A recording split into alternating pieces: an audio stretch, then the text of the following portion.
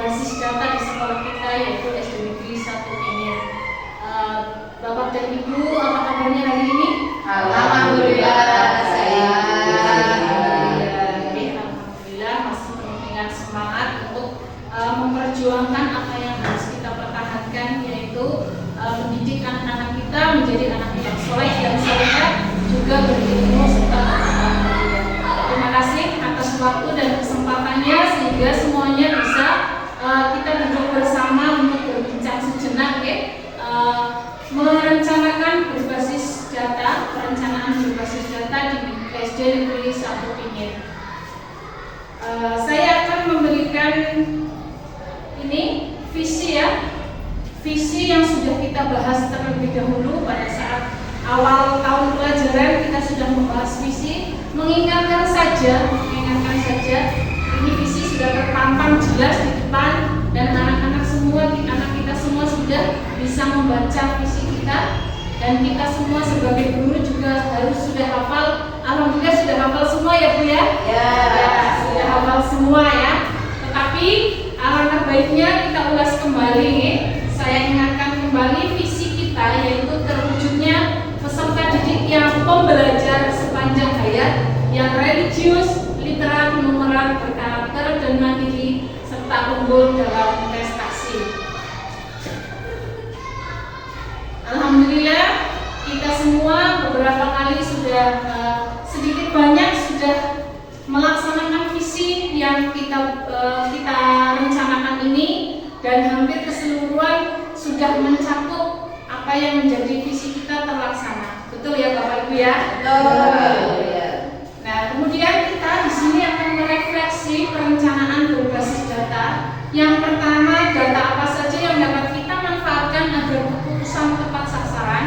Yang kedua, strategi apa saja yang dapat kita lakukan untuk melibatkan peserta didik dan guru secara langsung. Nah, nanti kita akan kupas bersama data apa saja yang akan kita manfaatkan untuk pengambilan keputusan. Seperti biasa, pengambilan keputusan yang kita ambil secara bersama ini kita berpedoman pada rapor pendidikan. Nanti kita kupas rapor pendidikan yang ada di SD Negeri 1 Pingin di tahun 2024. Nah, strateginya juga apa saja? Apa yang akan kita kupas nantinya dari rapor pendidikan yang masih kurang atau bahkan turun dari 2023 ke 2024, yang turun di apa? Di item yang mana? Nanti kita akan mencari strategi bersama. Kemudian apa sih yang dimaksud perencanaan berbasis data? Mungkin semuanya di sini terkejut ya dengan kata-kata perencanaan berbasis data. Tapi untuk bendahara bendahara pos kita, Bu Luciani sudah beberapa kali mengikuti pelatihan dan bintek mengenai perencanaan berbasis data ini. Bentuk pemanfaatan data dalam plafon rapor pendidikan sebagai bentuk intervensi satuan maupun dinas pendidikan maupun pemerintah daerah terhadap mutu dan capaian pendidikannya dan bertujuan untuk mencapai peningkatan serta perbaikan mutu pendidikan yang berkesinambungan. Ini menjadi pengertian dari perencanaan berbasis data. Tetapi di dalamnya itu mencakup apa saja, nanti kita akan kupas. Ada RKT, RKAS, ya, RKJM dan rapor pendidikan. Tujuannya apa kita mengupas PBD ini? Perencanaan berbasis data bertujuan untuk memberikan perbaikan pembelanjaan anggaran serta pembenahan sistem pengelolaan satuan pendidikan yang efektif, akuntabel, dan konkret. Nah, ini yang akan menjadi latar belakang perencanaan berbasis data di SD Negeri 1 Pingit. Yang pertama inputnya, yang kedua proses, dan outputnya. Ada 3 item ya yang harus kita pahami. Yang pertama input yaitu kualitas sumber daya dan sekolah. Yang dimaksud di sini inputnya adalah 1 dari siswanya, 2 dari gurunya, warga masyarakatnya, komitennya, termasuk kepala sekolahnya. Kemudian prosesnya apa yang kita lakukan di sekolah kita ini, inilah yang akan kita capai nantinya di output, yaitu kualitas yang kita capai. Terus bagaimana proses perencanaan berbasis data dilaksanakan? Ini ada sistem identifikasi, benahi, dan refleksi. Nanti kita akan ketemu di rapor pendidikan. Nanti setelah ini kita kupas ya, apa yang dimaksud identifikasi, benahi, dan refleksi. Siapa saja yang terlibat dalam PBD ini? Yang terlibat yaitu ada guru, ada siswa, dan komite. Kalau kita menyebut komite berarti adalah wakil dari seluruh warga sekolah, seluruh wali murid dari anak-anak kita itulah komite. Terus output dari perencanaan berbasis data yaitu RKAS dan RKT. Panjenengan semua sudah tahu dan sudah paham bagaimana RKAS dan RKT ya. RKAS itu rencana kegiatan dan anggaran sekolah, sedang RKT rencana kerja tahunan. Ini seperti biasanya kita sistemnya yaitu Bu Bendahara dari Bendahara Sekolah mengajukan kepada kepala sekolah, kemudian kami berkoordinasi, kemudian kami share dan kami bagikan kepada panjenengan semua, sehingga semua warga sekolah ini sudah paham bagaimana RKAS-nya dan RKT-nya. Terus RKT dan RKAS ini terdiri dari apa? Kalau Bulim ini sudah sangat paham ya, akar masalah, program, dan kegiatan. Masalah ini RKT berisikan indikator yang teridentifikasi bermasalah pada rapor pendidikan, yaitu apa yang di rapor pendidikan itu yang baik menurun atau tetap yang perlu kita benahi bersama. Kemudian akar masalah ini seluruh program dan kegiatan yang dapat menjadi solusi dari akar masalah tersebut. Nanti kalau Bulim ini sudah sangat paham ya Bulim ya. Bulim sangat paham bagaimana masalah yang terjadi di rapor pendidikan. Kemudian program dan kegiatan di dalam RKT ini, kegiatan yang dipilih dan direncanakan juga itu merupakan solusi dari akar masalah tersebut. Nanti kita semua sudah mempunyai RKT, RKJM, dan RKAS-nya sudah clear semua. Kemudian rapor pendidikan SD Negeri 1 Pingit, kita ulas yang menu utamanya. Ini bentuknya, panjenengan semua sudah sangat paham bentuknya dari rapor pendidikan di tahun 2024. Ini berarti rapor pendidikan itu adalah hasil dari asesmen nasional ya. Asesmen nasional ANBK di kelas 5 di tahun 2023. Berarti yang anak-anak yang mengerjakan yang sekarang di kelas 6. Inilah hasilnya ya. Kalau saya sudah membandingkan antara 2023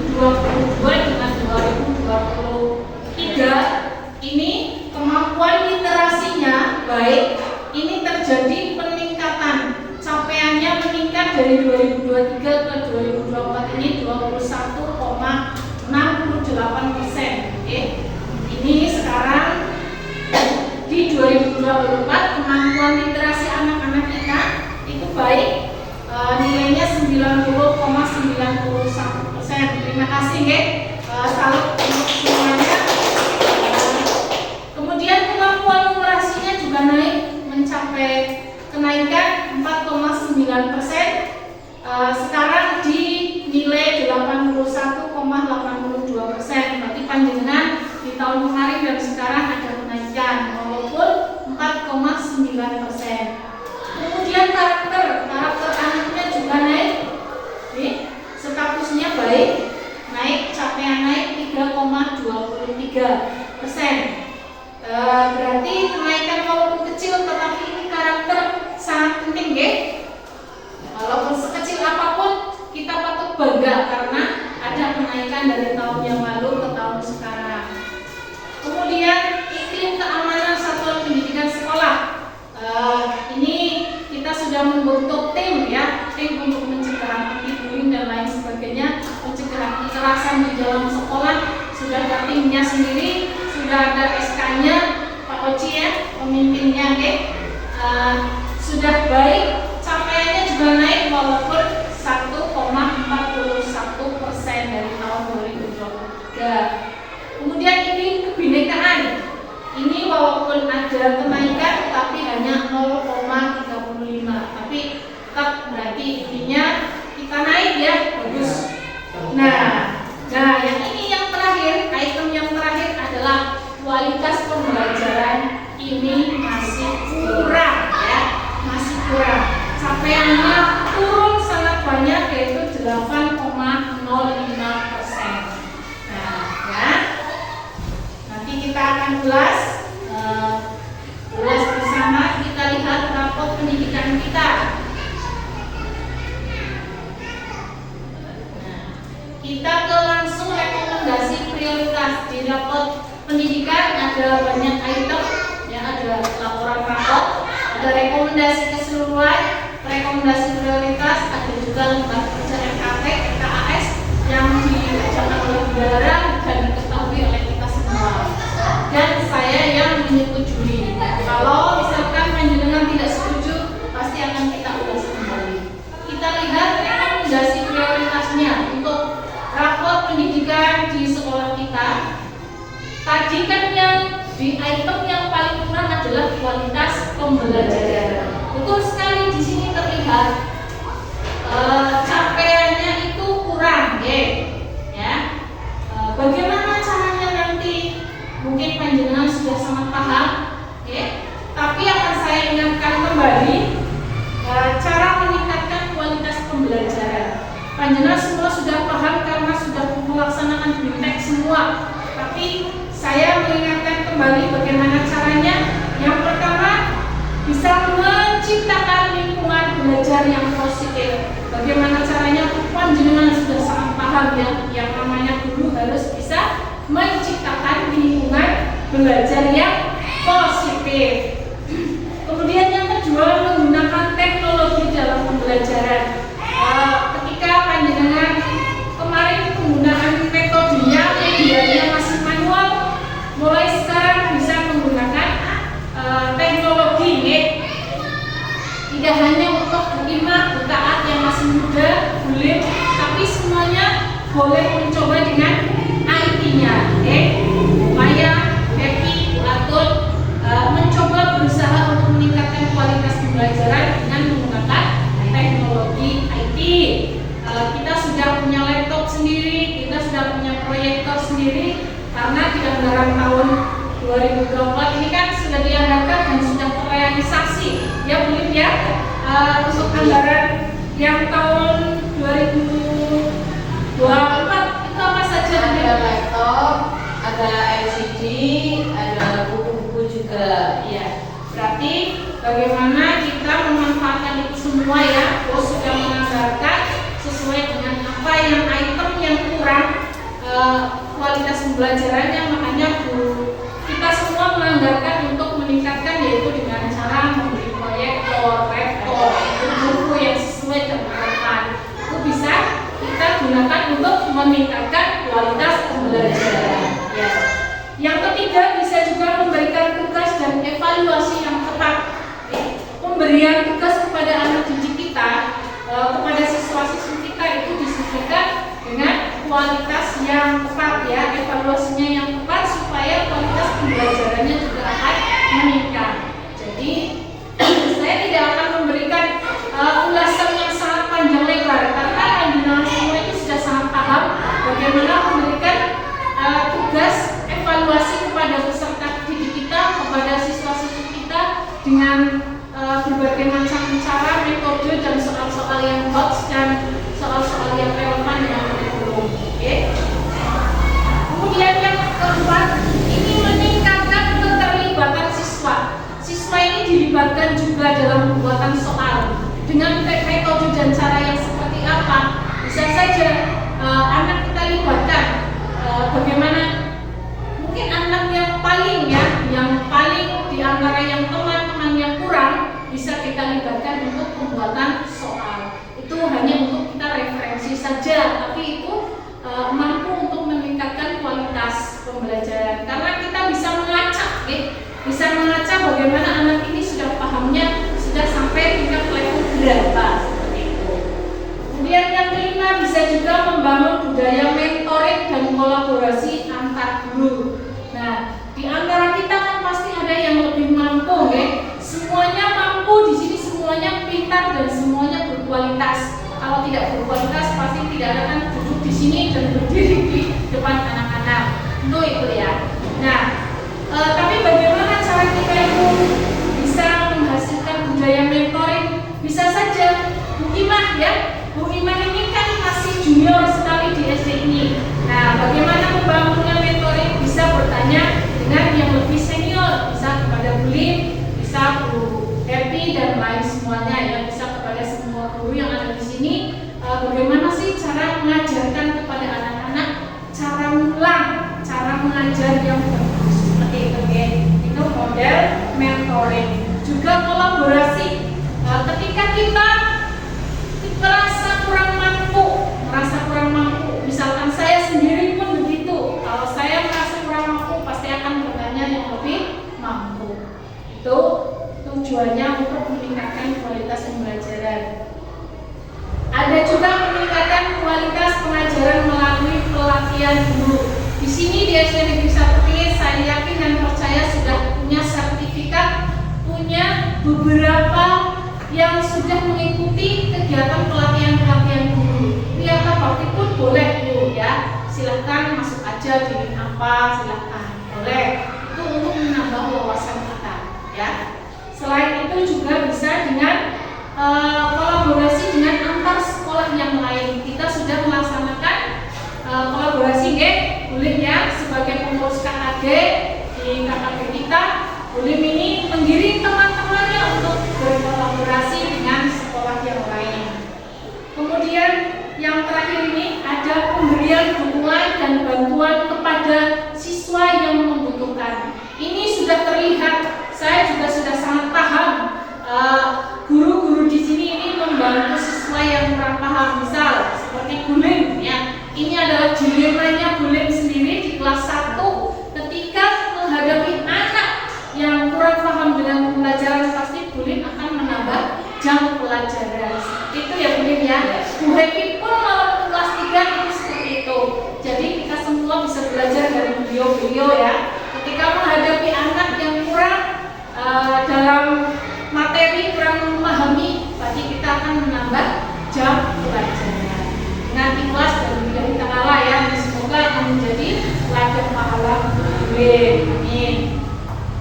Kemudian kita minta saja ya untuk RKT dan RKS di SD ini untuk tahun 2025 kita juga sudah merencanakan ya Bulim, sebagai bendahara, sebagai kepala sekolah, kita semua sudah melalui rapat bersama ya. Rapat bersama apa yang akan kita laksanakan di tahun 2025. Bulim bisa menjelaskan sedikit yang sudah direncanakan kita bersama. Untuk tahun 2025 kita akan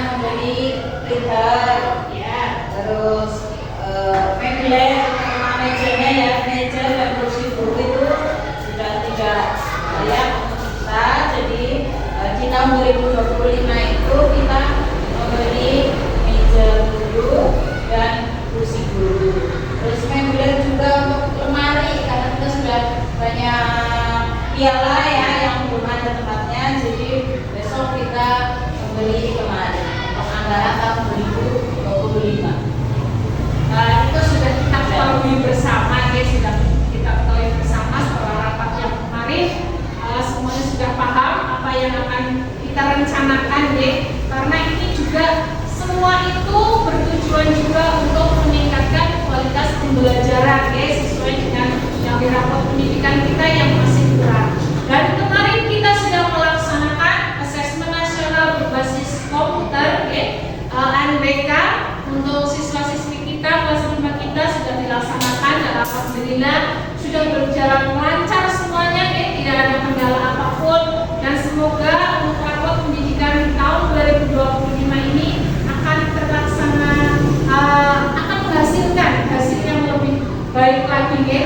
Amin ya rabbal alamin. Karena inilah yang kita cari untuk saat ini, ya, kita cari untuk saat ini, yaitu peningkatan mutu rapor pendidikan, ya, walaupun itu bukan utama, tapi itu adalah prioritas yang paling pertama, ya. Selain kita menjadikan anak-anak kita berakhlak mulia, berakhlak yang sangat baik, menjadi soleh dan solehah, menjadi ilmuwan, menggapai cita-cita mereka bersama dengan kita mengantarkan mereka. Semoga kita semua selalu diberikan keadaan sehat walafiat, semangat bekerja,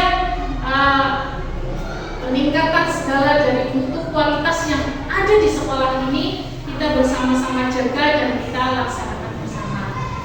Mungkin dari teman-teman semua, Bapak Ibu di sini ada yang ingin ditanyakan atau ada pesan untuk saya sendiri sebagai kepala sekolah, monggo silakan di sesi umpan balik ini. Monggo.